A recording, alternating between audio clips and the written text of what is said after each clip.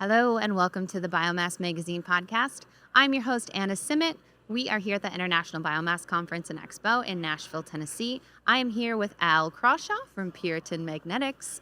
Al, hello and welcome to the podcast. Hi, Anna. Thanks for having me. Yeah, Appreciate it. it's my pleasure, Al. So to begin, how about you tell us a little bit about Puritan Magnetics and what it is that you guys do? Okay, so Puritan Magnetics is a manufacturer of magnetic equipment, primarily magnetic separation that's used in just about every process industry or chemical, food, recycling, obviously biomass. That's why we're here. Yep. So it's used all the food, chemicals, plastics, everything you touch and eat every day goes through magnetic separation. So we've been in business for 31 years and deal with every major company, major producers, and we sell globally. Okay. Yep. Perfect.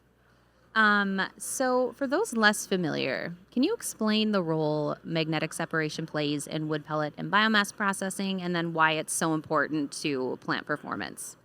So, yeah, so you want to keep tramp metal out of your product. And what is tramp metal? So it could be nuts and bolts. It could be just metal shavings. Okay. We're talking about, with the biomass. So you have a receiving area where you're bringing in the raw materials that you're going to process.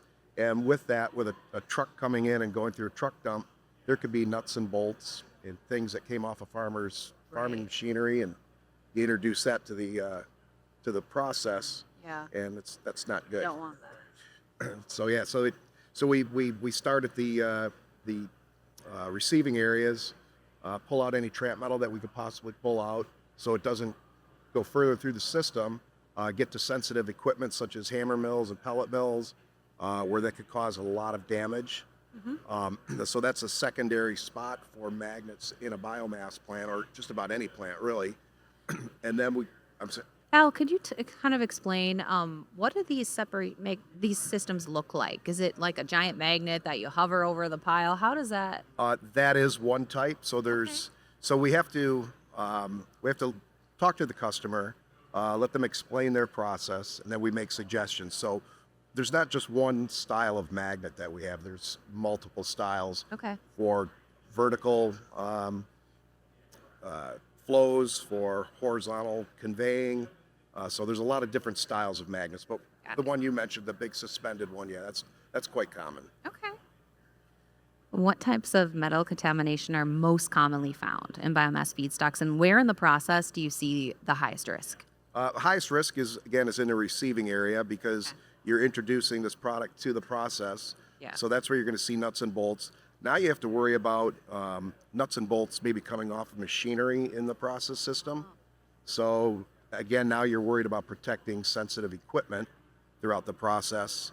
And then after that, the final product, you want to run that through magnetic separation to make sure there's no metal contaminants in it.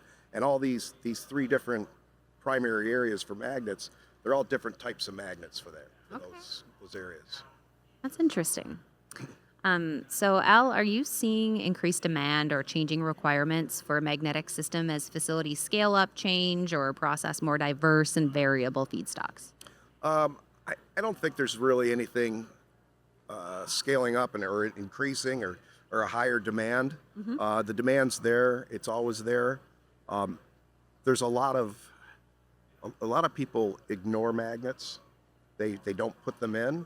So especially when they're doing an expansion or something, they need to cut something out of a budget. Yeah. Well, the magnet's a permanent magnet, and it works all the time. It doesn't take any power. There's some that do, but Right.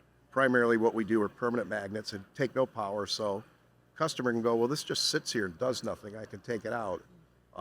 Then they have a real problem, Right. because something's bound to happen. Yeah. So I think people are a little more educated on magnets, and people like Kesco are informing them, hey, you're building this plant, you need magnets in here, you're going to be in trouble. So I guess we get higher demand in that perspective. Yeah. That makes sense. Yeah. Okay. As new markets like biocarbon emerge, advanced biomass products, are risks changing? I would assume not. But how is Puritan Magnetics adapting its technology over time? Yeah, I don't think I don't think that the need is changing. I think it's the same as it is in any industry. Yeah. We still have the incoming raw materials and process equipment protection, and then product purity and the loadout side. So yeah, it's the same. Whether doesn't matter what type of industry. Okay. Is there any value in the metal that's extracted? I mean, do they find enough in these loads of wood where they? Yeah, so not so much in the biomass. Uh-huh. We also do a lot in the recycling industry. So Right. we do a lot in tire recycling, Okay. and so they take those tires, they shred them up, and there's the steel radials that Right. are in the tires. Okay. So they can sell that wire, but that's not what they're looking at. They're shredding the tires Mm-hmm. to a lot of different uses. So no, the metal that they're getting, coming in from biomass, it's minimal. Got it. But it just takes one little thing. That's all it takes. Yeah. Oh, okay. So Al, my last question is, how early are you getting involved in projects alongside Kesco? And how does that collaboration improve outcomes for facilities? Yeah. So yeah, getting involved at the forefront is key to successful magnet implementation.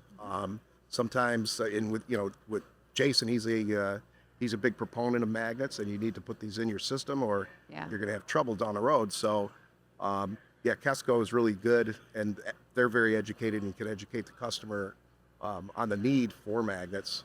So we do get it in the beginning. Jason gets us into the engineering phase of the plant, and then he's got guys that are doing component sales too. Yep. So that's aftermarket sales. So there's a lot of that goes on with our products. Okay. Well, this has been such a fun and interesting discussion. Anything else that you want to add?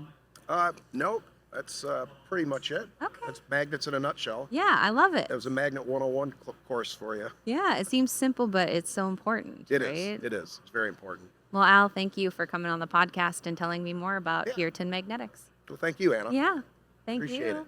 And to our viewers, thank you so much for tuning into this episode. Hope you enjoyed it. Until next time.